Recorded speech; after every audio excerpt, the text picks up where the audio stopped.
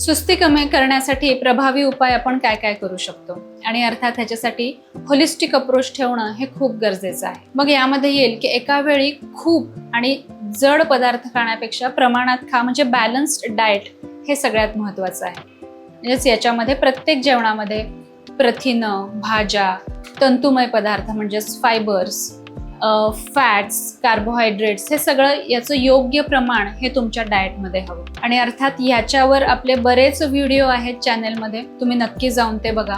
जास्त साखर किंवा गोड पदार्थ सुद्धा हे कमी खाल्ले गेले पाहिजेत. आणि सगळ्यात महत्त्वाचं जे आपल्या ट्रेडिशनमध्ये सांगून ठेवलंय ते म्हणजे शतपावली. दुपारचं जेवण असू दे नाहीतर रात्रीचं, दोन्ही जेवणानंतर शतपावली म्हणजे एक 10 मिनिटं संथ गतीनं चालणं हे नक्कीच झालं पाहिजे.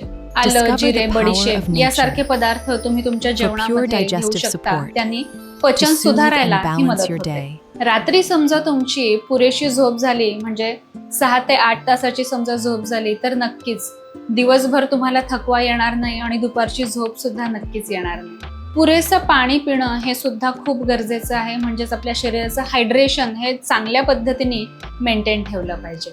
नियमित व्यायाम, फिजिकल ॲक्टिव्हिटी हे तुमचं डायजेशन, मेटाबॉलिझम सुधारण्यासाठी अतिशय गरजेचं आहे. त्यामुळे अगदी नियमित व्यायाम हा झालाच पाहिजे.